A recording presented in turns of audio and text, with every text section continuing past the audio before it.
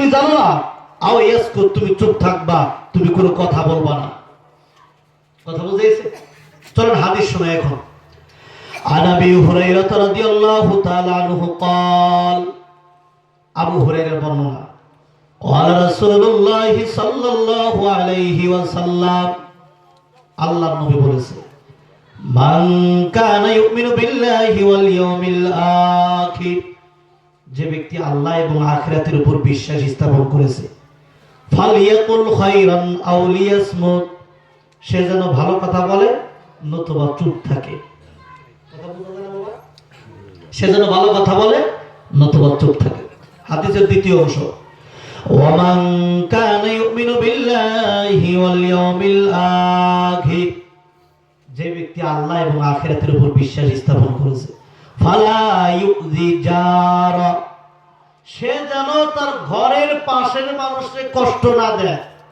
তুমি যদি আল্লাহর বিশ্বাস করে থাকো, আখিরাতের প্রতি যদি তোমার ঈমান বিশ্বাস থাইকা থাকে, ইয়াকিন থাইকা থাকে, তাহলে তোমার দ্বারা তোমার ঘরের পাশের মানুষ কষ্ট পাবে না। কথা বুঝেছে? এই কথাটা কে বলছে? আল্লাহর নবী। কে বলছে? আল্লাহর নবী। ঠিক আছে না সভাপতি? হাদিসের শেষ অংশ,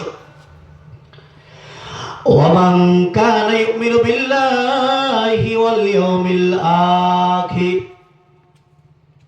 যে ব্যক্তি আল্লাহ এবং আখিরাতের উপর বিশ্বাস স্থাপন করেছে, ফালিকুরিম দাইফা, সে যেন মেহমানকে সম্মান করে। কাকে সম্মান করে? আমি কি গল্পটা কিন্তু অনেক দূর দূর না? গুয়াহাটি গেছিলেন নি? গুয়াহাটি অনেক মানুষই তো গুয়াহাটি যান না? গুয়াহাটি থেকে আরো 4-5 ঘন্টার রাস্তা।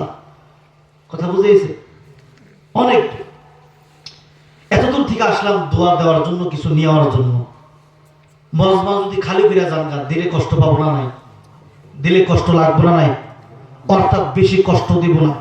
ময়দানে কাজ করা লোক আছে অনেক, ঠিক না? কিছু একটা সময় দিবেননি? হ্যাঁ, মাত্র 1 ঘন্টা। কত সময় হয়েছে গো? হ্যাঁ, 10টা-12 হয়ে গেছে। 12টার আগে আমি শেষ দেওয়ার চেষ্টা করবো ইনশাআল্লাহ। আল্লাহ আমাদের কবুল করুন, বলে আল্লাহুম্মা আমিন। আমার বন্ধুগণ, চলো এবার মূল আলোচনায় যাই।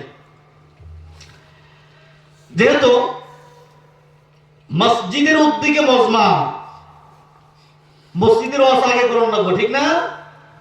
ইসলামে মসজিদ নির্মাণের অনেক ফজিলত রয়েছে। মসজিদ নির্মাণ করা, বাউন্ডারি দেওয়া, মসজিদের কাজ সম্পন্ন করা নবীদের কাজ। কার কাজ? নবীদের অন্যতম কাজ হলো মসজিদ বানানো এবং তা আবাদ করা।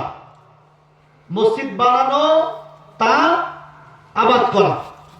খালি নবীরা মসজিদ বানাইয়া ঘরে শুয়ে থাকে নাই, মসজিদে আইসা আল্লাহর হুকুম আদায় করেছে, মসজিদের হক আদায় করেছে। কথা বুঝেছি? খালি নবী যে মসজিদ এইভাবে বানায় নাই, নবীরা যে খালি শুক্রবার নামাজ পড়ার জন্য এই জন্য মসজিদ বানানো হয় নাই। খালি সবে বরাত আর সবে কদর আর ঈদের দিন ফজরের সকালে, এই কয়দিন নামাজ পড়ার জন্য মসজিদ বানানো হয় নাই।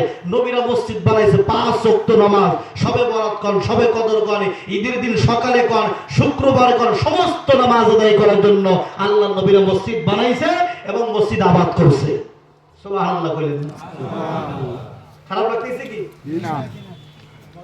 আমাদের সমাজে অনেক অসংখ্য মানুষ আছে, কালেকশন দেয় ঠিকই, কিন্তু নামাজ পড়ে না। আছে না নাই? শুক্রবারে ভরে আছে না নাই? মিস্টার শুক্র আলী খালি শুক্রবারে যায়, আছে?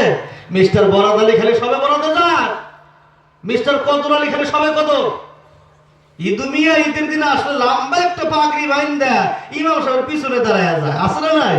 যারা 5 ওয়াক্ত সারা বছর নামাজ পড়ে, এরা ঈদের দিন সকালে ইমাম সাহেবের পিছনে জায়গা খুঁজে পায় না। সব আল্লাহর ওলি ওই ঈদের দিন সকালে ধরা পড়ে। আল্লাহ সবাই কবুল করেন মসজিদে আসার জন্য, বলি আল্লাহুম্মা আমিন। রাগ করতেছেন আপনারা? রাগ করবেন না। ওই আমরা খারাপ করে বলি আর ভালো করে বলি, আমাদের টার্গেট আমরা জান্নাতে যেতে চাই। কই যেতে চাই? জান্নাতে যেতে চাই। কারণ আপনি আমার মুসলমান ভাই, আমি আপনাকে নিয়ে জান্নাতে যেতে চাই। এই কিন্তু হুজুররা কোনো সময় রাগ করে কথা বলে, কোনো সময় খুশি মনে কথা বলে, ঠিক না? খারাপ পাওয়া যাবে কি? খারাপ পাওয়া যাবে না। আমার বন্ধুগণ, এই যে মসজিদ নবীরা বানাইছে, তা আবাদ করছে, প্রথম কথা মনে রাখবে, প্রথম কাবা ঘর নির্মাণ করে ফেরেশতারা। কেনা? ফেরেশতারা। অতঃপর আদম আলাইহিস সালাম তা আবার বানায়। কাবা নির্মাণের 40 বছর পর, কত বছর পর? 40 বছর পর আদম আলাইহিস সালাম অথবা তার কোন সন্তানের দ্বারা বাইতুল মুকাদ্দাস নির্মাণ করা হয়। সুবহানাল্লাহ বলেন। সুবহানাল্লাহ। 1 নম্বর। 2 নম্বর, ইব্রাহিম আলাইহিস সালাম ও ইসমাইল আলাইহিস সালাম, নূহ আলাইহিস সালামের সময় বড় একটা পানি হয়েছিল। আপনারা নূহ আলাইহিস সালামের নাম শুনছেন নি? শুনছেন না? নাই? ওই সময় একটা পানির ঘটনা একটা আছে, শুনছেন না? বহুত বড় পানি হয়েছিল। ওই পানিতে বাইতুল্লাহ প্রাচীর ধ্বংস হয়ে গেছিল। পরবর্তীতে আল্লাহর হুকুমে ইব্রাহিম আলাইহিস সালাম ওই ভিটিতে, কিন্তু ভিটাটা ছিল কি ছিল? আপনারা কি বলেন? ভিটাই বলেন না? ভিটা ছিল। ওই ভিটার মধ্যে আল্লাহর হুকুমে ইব্রাহিম আলাইহিস সালাম পুনরায় আবার নির্মাণ করেন। সুবহানাল্লাহ।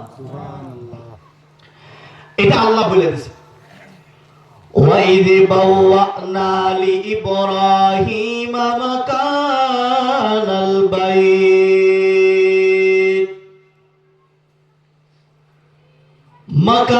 الْبَيْتِ أَلَّا تُشْرِكْ بِي شَيْئًا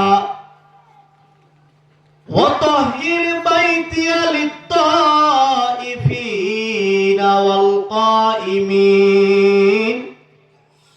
والقائمين والركع السجود. বলেন আল্লাহু আকবার। আল্লাহ আর স্মরণ করো, যখন ইব্রাহিম আলাইহিস সালামকে আমি বাইতুল্লাহ স্থান নির্ধারণ করে দিয়ে বলছিলাম যে তুমি আমার সাথে কাউকে শরীক করবা না। কি করবা না? শরীক করবা না। আমার এই ঘরকে তওয়াফকারীদের জন্য, নামাজ কায়েমকারীদের জন্য, আর রুকু এবং সিজদাকারীদের জন্য পবিত্র